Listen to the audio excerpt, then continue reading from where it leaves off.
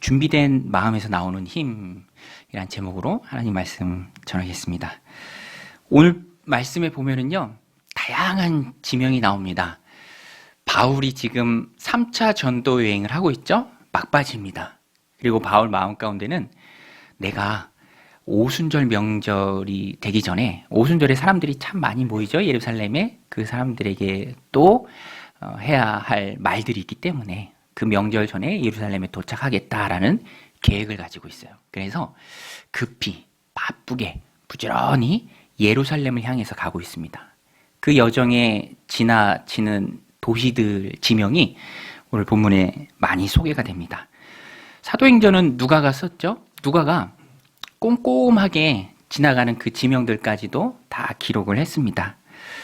본문을 지도를 보면서 이해하면 더 이해가 잘 되는데요. 이게 바울의 3차 전도여행 경로입니다. 중요한 도시가 바로 여기 에베소죠. 바울이 세운 교회입니다. 소아시아에 중심되는 교회. 그리스를 또 한 번 갔다가 에베소를 들러서 교인들까지 볼 시간 없어서 우리 지난주까지 살폈죠. 에베소의 장로들을 요 밀레도에 초청을 합니다. 그리고 고별 설교를 하죠. 그리고 헤어져서 바울이 고스라는 섬, 또 로도라는 섬, 그리고 바다라, 지명입니다. 지중해 연안의 항구 도시예요. 바다라. 여기까지는 작은 낚싯배들로 이용을 했던 것 같아요. 거리가 멀지 않으니까 이렇게 낚싯배들로도, 작은 배들로도 충분히 이동할 수 있죠. 그런데 여기가 베니게 지역인데요. 이 지역을 다 베니게 지역이라고 합니다. 지금의 팔레스타인 지역이죠. 그쪽으로 가려면 좀 긴 항해를 해야 합니다. 거리상 한 650km 정도 떨어져 있는 곳이에요. 그래서 작은 배로는 안 되고 큰 배로, 상선 같은 큰 배로 이제 바울이 갈아타고 이제 두로에 상륙을 했습니다. 그 여정에도 꼼꼼한 의사 누가가 기록을 잘했어요. 여기가 바로 키프로스 섬, 사이프러스 섬이죠. 성경에는 구브로 섬으로 나오고 바나바의 고향입니다. 여기를 왼편에 두고 항해했다. 이렇게 친절하게 다 기록을 해주어서 아래가 남쪽이고요, 위에가 북쪽인데 항로는 남쪽 항로를 선택했습니다. 그리고 두로에 상륙을 해서 일주일간 머물러요. 그리고 돌레마이, 그 다음에 황제의 이름을 딴 도시 가이사랴, 그리고 밑에가 바로 예루살렘이죠. 바울은 예루살렘을 향해서 지금 급하게 또 부지런히 가고 있는 것입니다. 오순절 전에 도착하기 위해서. 그런데 저는 오늘 본문을 보면서 이렇게 다양한 지명이 나와요. 뭐 섬들도 나오고 연안의 항구 도시도 나오고 지금의 터키 지역, 다 그쪽이 터키 지역이죠. 예전에 아시아, 소아시아 지역. 거기서부터 길게 항해도 하고. 그런데 우리가 글로 읽으면 쉽지만 실제로 당시의 항해라는 게 참 힘들죠. 그리고 그 여행 여정이라는 게 너무너무 힘듭니다. 이 많은 도시들, 지역들을 거쳐가면서 바울이 얼마나 또 힘들었을까.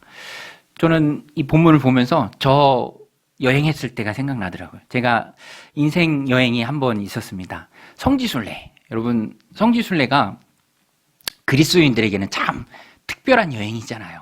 역사의 땅을 한번 밟아보니까. 저도 대학원 졸업 여행으로 성지순례에 갔는데 꼭 가야겠다라는 마음은 먹었어요. 저는 아내랑 같이 대학원을 다녀서 이제 여행을 가려면 같이 가야 하니까 비용도 만만치 않은데 주변에서도 꼭 가라고 조언을 해주셨어요. 제가 섬기던 교회 목사님은 겁을 주시더라고요. 전사님 이번에 못 가면 나중에 목회 은퇴 기념으로 갑니다. 꼭 가세요. 그 얘기를 들으니까 정신이 번쩍 들더라고요. 그래서 결혼 예물 좀 팔고, 그래서 사실 안 팔아도 됐는데 가고 싶은 마음에 팔고 이제 아내랑 같이 여행을 갔는데 기대감이 컸죠. 그런데 제한된 일정 안에 그 많은 지역들을 돌아보려니까 이 성지순례가 힘들더라고요. 지금은 그렇게 못 갈 텐데 저 갈 때만 해도 이집트, 요르단, 그리고 이스라엘까지 3개국을 돌아봤습니다. 근데 일정은 길지 않아요. 그런데 다 돌아보려니까 그런 여행 있잖아요. 패키지 여행이 그렇잖아요. 버스 타고 한참 가서 내리라고 하더니 설명해주고 설명 듣고 사진 찍고 다시 올라와서 또 버스 타고 한참 가고 또 다시 내려서 사진 찍고 버스에 올라오고, 나중에는요 좀 지쳐서 이번은 그냥 패스다, 그리고 안 내린 적도 있고. 교통이 편리한 시대의 여행도 사실 그렇게 힘들죠. 그런데 바울은 교통이 불편한 시대에, 바울 당시에 얼마나 불편했겠습니까? 그런데 이렇게 많은 지명이 나오는 도시를 거쳐가고 또 일정을 소화하고 여행을 가는 그 발걸음이 힘들었겠다. 그런데 제가 성경을 보다 보니까 이게 제 생각이더라고요. 바울은요, 예루살렘으로 향해서 가는 그 목적지를 향해서 가는 그 여행에 조금도 지치지 않았고요, 또 조금도 힘들어하거나 피곤해하지 않았습니다. 이 성경을 보면은 이면에 바울이 얼마나 힘있게 그 여행을 주도적으로 했는지를 우리가 느낄 수가 있습니다. 오늘 본문에 보면 힘든 여정 가운데도요, 바울은요, 사명을 이루는 일에 대한 기대가 조금도 감소하지 않아요. 그리고 주도적으로 그 여행 일정을 함께하는 사람들과 함께 바울이 이끌어갑니다. 오늘 본문에도 그것이 잘 나와요. 그래서 저는 느끼기에, 보이지 않는 주님의 손이 예루살렘을 향해 가는 바울의 사명 여행에 함께 하시는구나, 바울을 주님이 꼭 붙들고 이끌고 가시는구나 라는 것을 느낄 수 있습니다. 두로에 상륙을 하는데요, 거기서 일주일간 머무릅니다. 머물러서 바울이 머무는 동안 무엇을 하느냐? 적극적으로 두로에 사는 그리스도인들을 찾아요. 오늘 말씀 4절에 보면 제자들을 찾아라고 되어 있는데, 이게 헬라어로 보면 적극적으로 추적해서 발견했다라는 뜻이에요. 그러니까 바울이 일주일을 머물면서, 아마 배가 출발하는 시간이 그랬던 것 같아요. 그래서 내가 그냥 있을 수 없지, 여기서 또 시간을 허무하게 보낼 수 있나, 그리스도인들을 찾아서 그들과 신령한 교제를 나눠야겠다, 주 안에 교제를 나누겠다 하고, 거기서 그리스도인을 찾아서 적극적으로 찾아서 그들과 풍성한 교제의 시간을 한 주일 동안 갖습니다. 그렇게 한 주일 동안 함께 지내면서 두로의 그리스도인들이 성령의 감동에서 바울에게 이런 말을 해요. 바울이요, 사도님, 예루살렘으로 가지 마세요. 거기 가면 붙잡힙니다. 이런 말을 성령의 감동을 받고 바울에게 전해줍니다. 그 말을 들으면서도 바울이 여러 날 머물렀지만 바울이 그 말에 영향을 받진 않아요. 오늘 본문에 잘 나오는데 바울은 배에 오릅니다. 예루살렘으로 가는 그 배에 올라요. 그리고 바울이 자기를 전송하려고 한국까지 나왔죠. 처자와 함께. 그때 또 바울은 오고 가는 사람들이 많지만 개의치 않고 거기서 다 함께 같이 무릎을 꿇고 또 기도를 합니다. 그리고 사명의 길인 예루살렘으로 가는 그 배에 오르죠. 이런 것을 보면 바울은요, 일정이 빡빡하고 여행이 힘들어서 사명을 이루기 위해 예루살렘으로 가는 그 기대하는 마음이 감소되거나 그러진 않았습니다. 오히려 보이지 않는 주님의 손에 온전히 붙들려서 다른 환경이나 상황에 조금 더 영향받지 않고 그 사명의 길을 힘있게 걸어가고 있어요. 그 내용이 오늘 말씀에 잘 나오는데요, 4절로 6절 말씀입니다. 우리 같이 한번 읽겠습니다. 제자들을 찾아 거기서 이레를 머물더니 그 제자들이 성령의 감동으로 바울더러 예루살렘에 들어가지 말라 하더라. 이 여러 날을 지낸 후 우리가 떠나갈새 그들이 다 그 저자와 함께 성문 밖까지 전송하거늘 우리가 바닷가에서 무릎을 꿇어 기도하고 서로 작별한 후 우리는 배에 오르고 그들은 집으로 돌아가니라. 바울이 그랬습니다. 주도적으로 이 여행을 이끌고 있어요. 보이지 않는 주님의 손이 바울을 굳세게 붙잡고 있습니다. 그래서 영향을 받지 않아요. 상황에 영향을 받지 않고 환경에도 영향을 받지 않습니다. 지금 바울 안에는 넘치는 주님의 힘이 있습니다. 그래서 그 사명인 목적지 예루살렘을 향해서 힘있게 나아가고 있는 거예요. 여러분, 오늘 우리도 주님께서 보이지 않는 손으로 우리를 붙들고 계신 줄로 믿습니다. 그래서 우리가 지치지 않고 힘들지 않고 좌절하지 않고 주님의 위로를 받으면서 하나님 주신 믿음의 길을 걸어갈 수 있는 것이죠. 바울이 그것을 잘 보여주고 있습니다. 그러면 바울은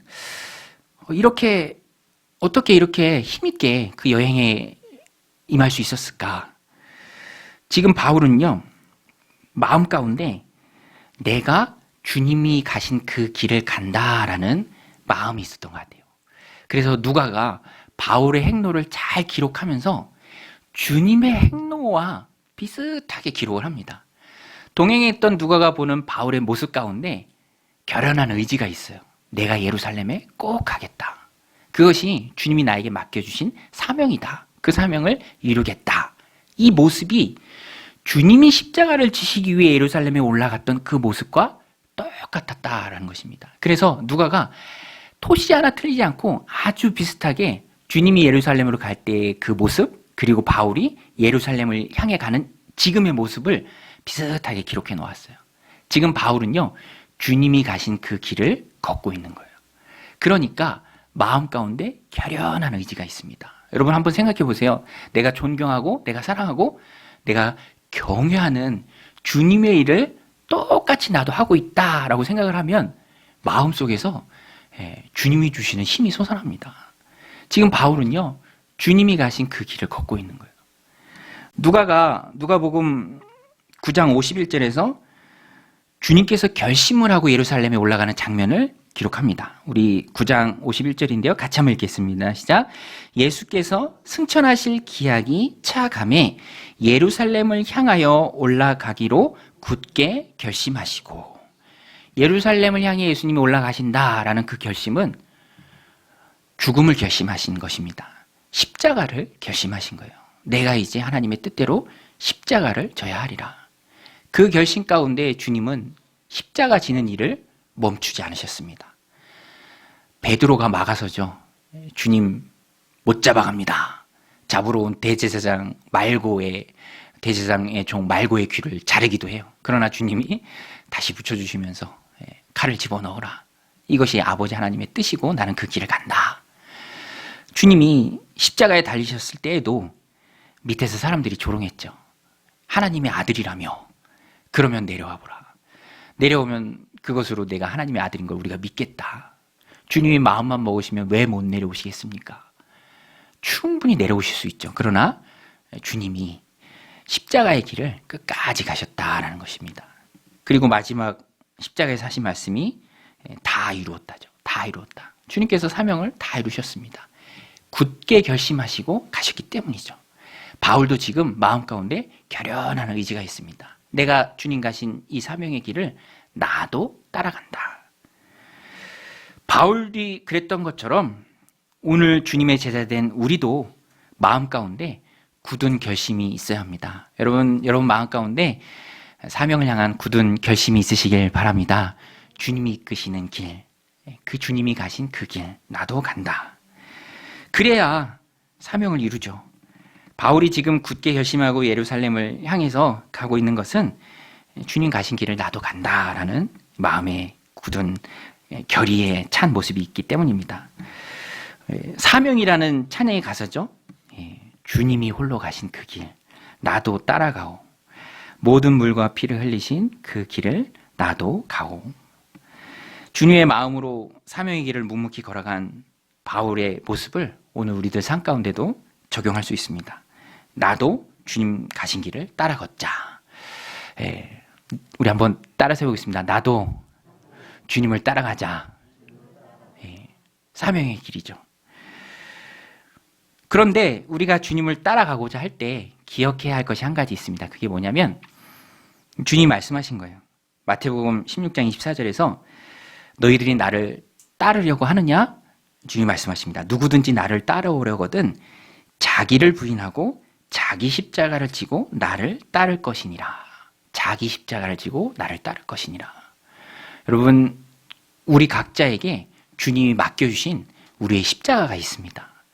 그 십자가를 지고, 즉 자기를 부인하고 십자가를 지고 주님을 따를 때 그 따르는 따름이 온전해지고요. 또 마지막까지 따를 수 있다라는 거예요. 제가 생활하면서 보니까 마음 가운데 항상 두 가지 목소리가 들리는 것을 느낄 수 있어요. 하나는 인간적인 목소리예요. 인간적인 목소리는 특별히 특징이 하나 있는데 원망하는 마음, 또 불평하는 마음, 그래서 화가 나는 마음을 같이 동반을 합니다. 나에게 왜 이런 일이, 나는 복도 없네, 이런 마음이 막 생겨요. 그런데 가만히 보면 그것은 인간적인 생각에서 오는 목소리예요. 절대로 따라가서는 안 되는 목소리죠. 저도요, 그럴 때가 있어요. 우리 부부 생활을 하면 다툴 때도 있지 않습니까? 그렇죠? 그렇죠? 제 아내가 여기 없으니까, 그죠? 그러면 이렇게 뭘 하다가, 나한테 왜 그러지? 라는 이런 마음이 불쑥불쑥 들 때가 있어요. 그런데 곰곰이 생각해 보면 그것은 철저히 인간의 목소리예요. 화나게 하고 또 관계를 나쁘게 만드는, 만약 그대로 따라간다면 그것은 인간적인 목소리죠. 원망과 불평을 내는 목소리입니다. 이스라엘 백성이 광야에서 보여준 모습이 대표적이죠. 하나님이 은혜 가운데 출애굽시켰는데도 이스라엘 백성은 광야에서 원망과 불평만 계속 쏟아냈습니다. 나중에는요, 모세를 향해서 돌을 던지려고 합니다. 그리고 막 불평의 말들 쏟아내죠. 원망하죠. 애굽에 매장지가 없어서 우리를 광야까지 끌어내서 여기서 죽게 하느냐. 그리고 나중에는 지도자를 다시 뽑아서 애굽으로 돌아가자, 뭐 이렇게까지 얘기를 합니다. 그런데 그것은 다 인간적인 생각에서 나오는 인간의 목소리죠. 절대로 따라가서는 안 된다라는 것입니다. 반면에 성령님이 주시는 말이 있어요. 성령의 말. 그 마음이 우리 안에도 있어요. 좀 억울한 일을 당하고, 좀 힘든 일을 당하고, 생활을 하면서 어떤 관계 속에서든 그런 일을 당할 때 원망과 불평을 생각하는 것이 아니라 그 주어진 상황과 조건들을, 환경들을 받아들이면서, 그래, 이것도 하나님 내게 주신 나의 십자가다. 나의 십자가다. 그렇게 생각하면 넘어갈 수 있고, 인내할 수 있고, 참을 수 있다라는 거예요. 그러면서 하나님 주시는 평안이 임하고요, 또 기쁨이 넘치기도 합니다. 저도 그런 일들이 참 많아요. 그럴 때 우리는 인간의 목소리를 따라가는 것이 아니라, 인간의 목소리에 영향을 받는 것이 아니라, 사람의 생각에 영향을 받는 것이 아니라, 이것이 하나님 내게 주신 십자가다. 그래서 십자가에 영향을 받는 것이죠. 모세가 그랬습니다.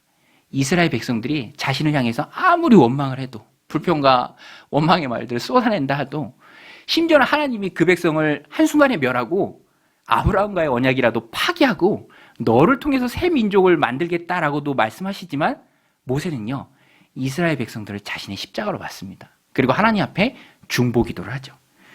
출애굽기 23장에 보면은 모세가 그렇게 기도합니다. 32장 32절에 보면 그들의 죄를 사하여 주옵소서. 그렇지 아니하시면 원하건대 주께서 기록하신 책에서 내 이름을 지워버려 주옵소서. 이게 참 놀라운 기도죠. 모세가 말한 그 책이 생명책이잖아요. 거기서 본인의 이름을 지워주는 한이 있다 할지라도 이 백성을 용서해 주옵소서라고 모세는 하나님 앞에 기도합니다. 이스라엘 백성을 자신의 십자가로 알았기 때문이죠. 저도 목회자로서 이 말씀을 적용할 수 있죠. 저는 목회자니까 목회자로서의 제가 짊어지고 가야 할 십자가가 있습니다. 그 십자가는 성도님들을 위해서 기도하는 것이죠. 성도를 향한 목회자의 최고의 봉사는 기도입니다. 그래서 사무엘 선지자는 내가 너희들을 위해서 기도 쉬는 죄를 범치 않겠다라고 말하기까지 하죠. 그래서 성도님들의 아픔을 함께 느끼고 긴급한 기도 제목을 부탁받을 때는 꼭 기억하고 또 함께 기도하고, 또 성령님 감동 주실 때는 저녁 때 잠자기 전에 아내랑 같이 합심 기도도 합니다. 하나님, 우리 성도가 이런 어려움에 처했는데 하나님 긍휼히 여겨주시고 평안의 길로 이끌어 주옵소서. 영혼이 잘된 같이 범사에 잘 되는 복을 주옵소서. 하나님이 저에게 주신 십자가죠. 그 마음이 늘 있습니다. 저는 목회자니까 그렇고, 또 성도님들은 성도님들 각자의 십자가가 있습니다. 주님이 나에게 주신 나의 십자가죠. 자기를 부인하고 그 십자가를 따르고 거기에 영향을 받고 주님을 따라갈 때 우리가 힘있게 제자의 삶을 살아낼 수 있다라는 것입니다. 오늘 바울이 그것을 우리에게 잘 보여주죠. 사람의 말에 영향을 받지 않고요, 사명의 영향을 받습니다. 주님이 가신 그 십자가의 길에 영향을 받습니다. 오늘 바울의 모습을 마음에 새기고 우리도 십자가의 영향을 받아서 주님 가신 그 길을 따라 걷는 은혜가 여러분들 가운데 넘치시길 바랍니다. 바울이 사람의 말에 영향을 받아서 한 번 더 많이 영향을 받을 수도 있는 사건이 한 번 더 있습니다. 그때가 바로 가이사랴에서 있었어요. 가이사랴. 황제의 이름을 따서 지은 도시고요.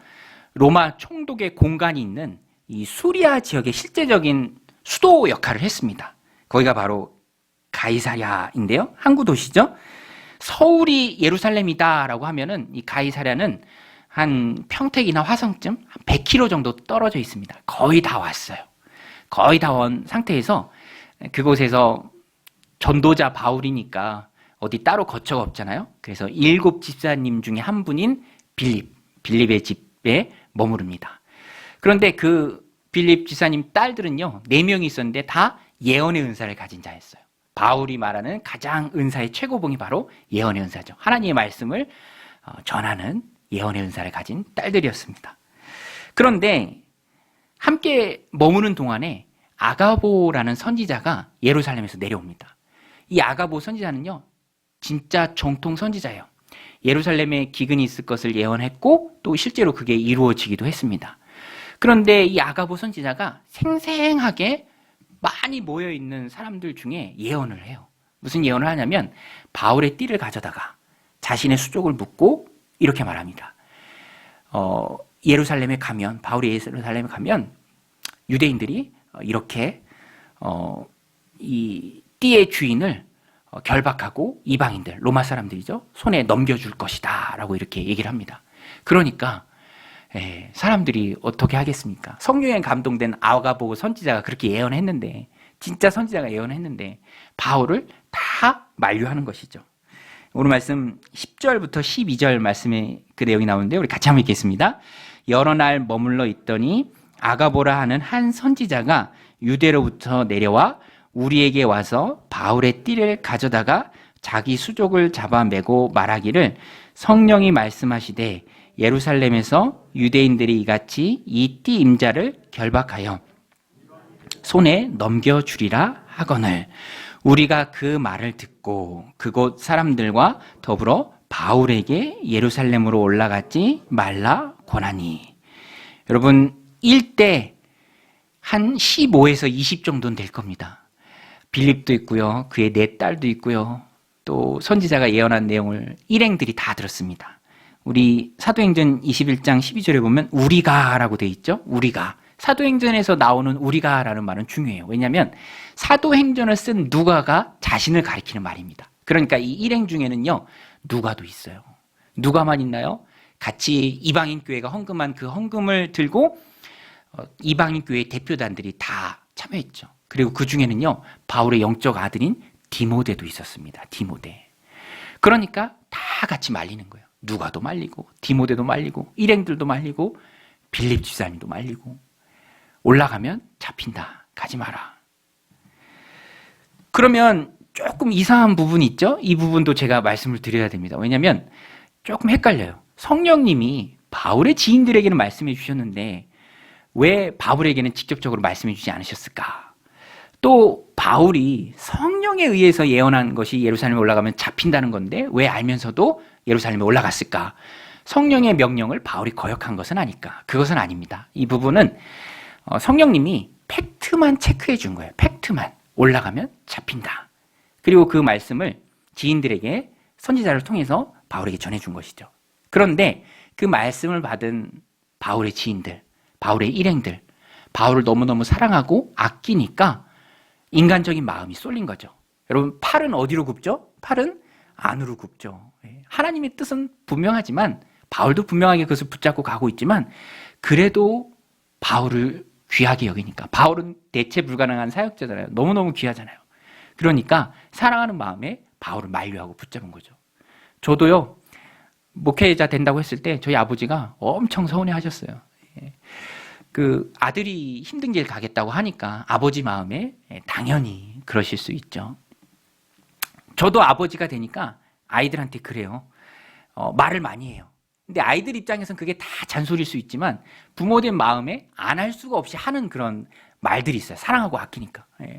저희 아이들이 키 커야 되는데 자기 살쪘다고 막 다이어트 해야 된다고 안 먹고, 그 킨 때가 한 순간인데 제가 얘기하죠. 나중에 빼라. 키 다 큰 다음에 빼도 늦지 않다. 이게 항상 말하게 된다라는 것입니다. 이 바울의 지인들도 똑같은 거예요. 올라가면 잡히니까 바울 잡히면 어떡합니까? 가지 마십시오. 가지 마십시오. 이렇게 부탁을 하는 거죠. 말리는 것입니다. 아끼고 사랑하기에 인간적인 심정으로.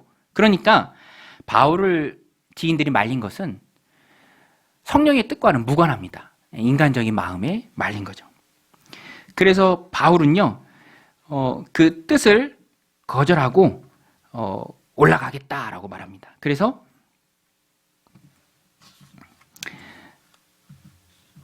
네, 그렇게 거절하겠다라고 말을 하죠.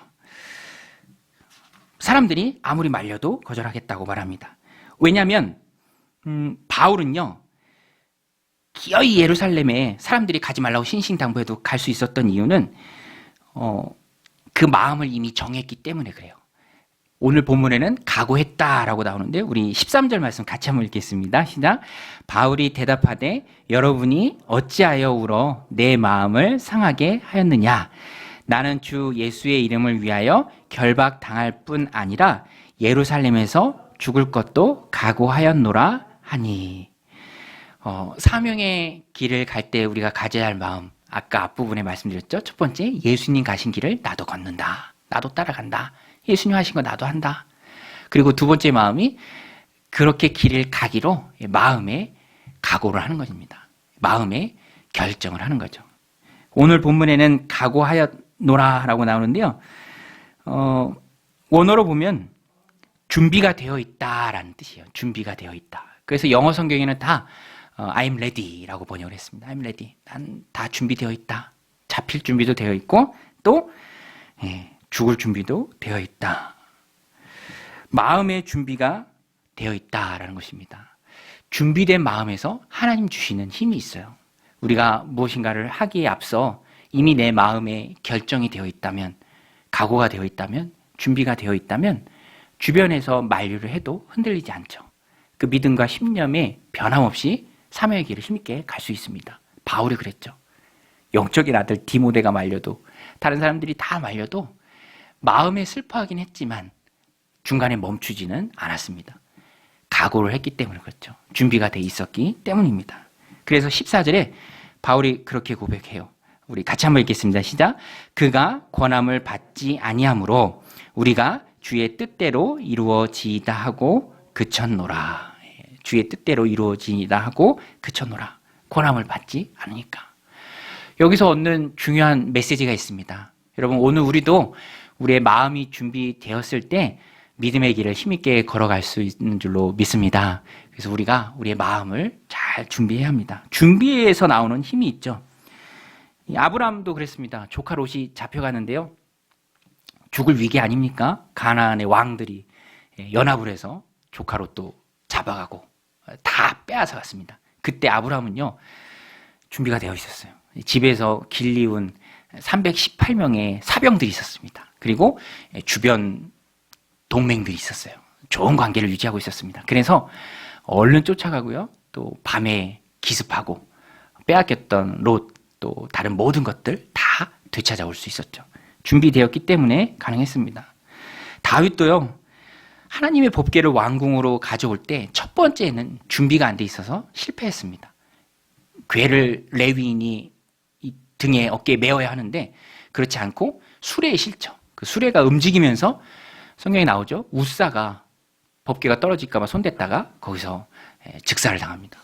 다윗이 겁이 나서요, 법궤를 못 가져옵니다. 그리고 오베데돔이라는 사람의 집에 임시로 안치해 뒀는데 하나님의 법궤가 그 오베데돔의 집에 있으니까 그 집을 하나님이 축복해 주세요. 다윗이 그 모습을 보면서 용기를 얻고 이번에는 철저하게 준비합니다. 율법을 연구하고 어떻게 옮겨야 되는지를 철저하게 준비해서 레위인 보내서 레위인이 어깨에 매게 하고 이 언약궤를 둘 새로운 성막도 짓고 찬양대도 준비하고 지키는 사람도 따로 때려두고, 그러니까 언약궤가 왕궁으로 들어오는 그 자체가 큰 축복이 되죠. 실패를 성공으로 바꾸는 것이 깨어서 준비하는 것입니다. 준비된 만큼 하나님이 쓰시죠. 지금은 돌아가신 이제 조용기 목사님, 그분도 열심히 하나님 앞에 쓰임을 받았죠. 제가 어느 책에서 한번 읽었는데 언젠가 영어로 설교할 일이 있었는데 영어를 그렇게 유창하지 못했는데 성령님이 강권적으로 힘을 주셔서 정말 이 청중을 상대로 유창하게 영어로 설교를 해냈다고 합니다. 그런데 그분이 고백을 해요. 그것도 하나님의 놀라운 역사인데 단어는, 영어 단어는 정말로 많이 외우고 있었다. 이 개인적인 노력과 준비죠. 하나님이 다 하시니까 나는 아무것도 안 한다라는 게 아니라 하나님이 다 하시지만 내가 준비된 만큼 또 하나님이 나를 준비시켜 주신 만큼 그 역량에 있어서 더 크게 쓰임 받을 수 있다라는 것입니다. 그래서 준비해야 하는 노력도 중요하죠. 하나님의 능력을 이끌어내는 마중물과 같은 역할을 합니다. 씨를 뿌리는 노력이 있어야 거둘 수 있는 것을 기대하잖아요. 오늘 이 말씀을 가지고 우리들에게 적용할 수 있습니다. 나는 준비가 되어 있는가? 바울은 준비가 되어 있었습니다. 그래서 많은 사람들이 만류했지만 사명의 길을 끝까지 걸어갈 수 있었죠. 오늘 우리도 이 말씀을 가지고 스스로를 점검할 수 있습니다. 나는 준비가 되어 있는가? 마음의 준비가 되어 있는가? 또 실제 생활에서의 삶도 준비가 되어 있는가? 제가 신학생 때 의욕이 앞서는 때에 제 멘토 목사님이 저한테 그렇게 말씀해 주셨어요. 사역이 급한 게 아니라 사역을 위한 준비가 급하다. 잘 준비되어 있으면 하나님은 금방 쓰신다. 오늘 우리의 삶도 마찬가지입니다. 바울이 마음의 준비를 잘했죠. 오늘 우리도 준비를 잘하고 있어야 합니다. 닥치면 그때 준비하죠. 그런데 그때는 늦을 수도 있어요. 미리 준비를 잘하고 있어야 어떤 일이 또 어떤 사람들의 만류 또 그런 인간적인 말이 들려올 때 흔들리지 않고 믿음의 길을 갈 수 있죠. 특별히 바울은요, 우선순위의 준비가 잘 되어 있었습니다. 오늘 우리도 나의 우선순위는 무엇인가? 바울은 자신의 생명보다 사명을 이루는 일에 우선순위를 두었죠. 그 준비가, 그 세팅이 잘 되어 있었습니다. 우선순위가 중요해요. 어디에 우선순위를 두냐에 따라서 우리가 그 방향으로 따라가게 되죠. 저는 목회자니까 아무래도 제 우선순위는 가장 우선순위에 있는 것은 교회더라고요. 교회. 그래서 교회에 항상 마음이 가 있고요. 어디 밖에 나갔다 오더라도 집보다 또 이 교회 건물, 이 공동체를 먼저 찾게 됩니다.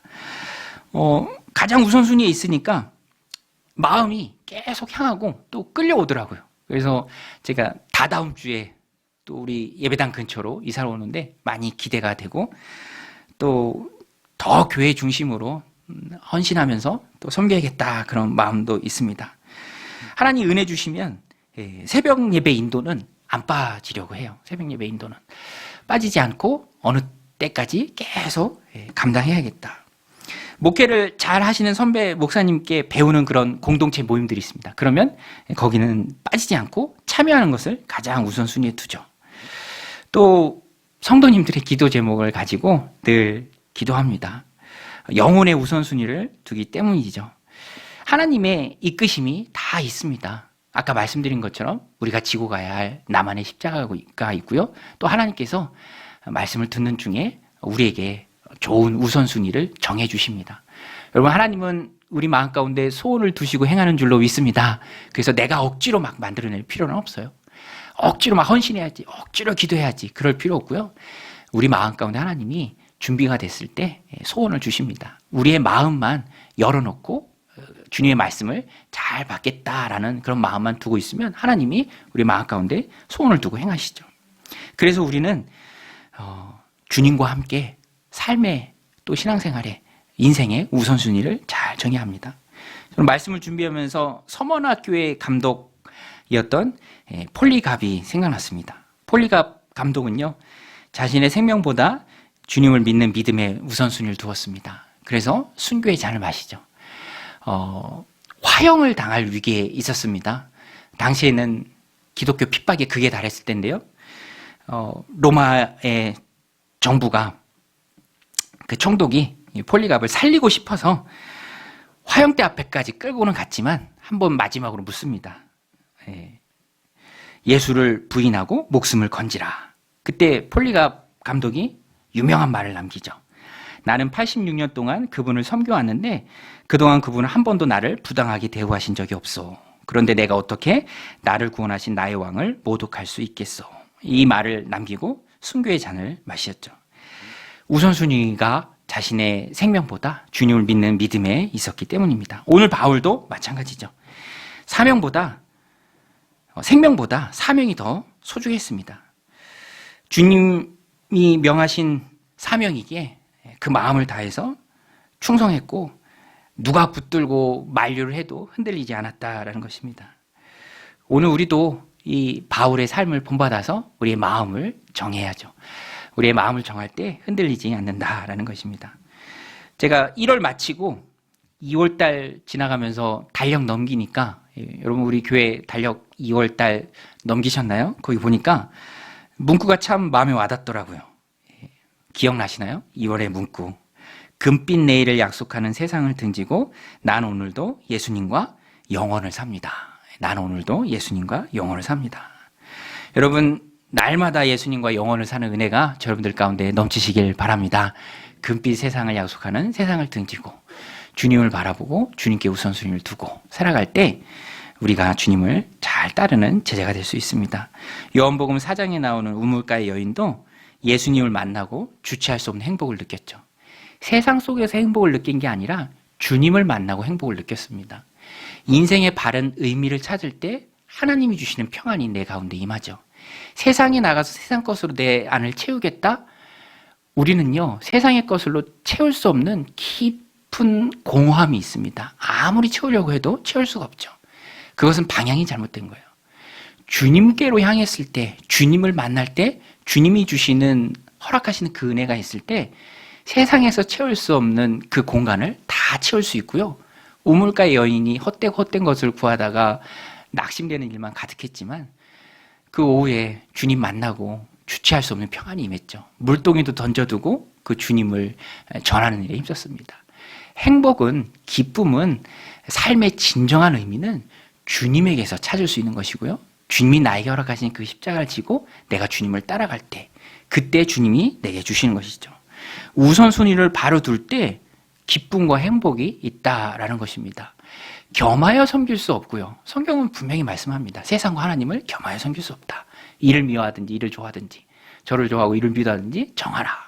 정할 때 기쁨이 있고 또 그 안에 하나님 부어주시는 축복이 있다라는 것입니다. 오늘도 이 마음속에 새기고 세상 등지고 주님께로 향하는 그 사명의 길을 힘있게 걸어가는 그 가운데 하나님 주시는 많은 위로를 축복을 받는 여러분들이 다 되시기를 주님의 이름으로 간절히 축원드립니다.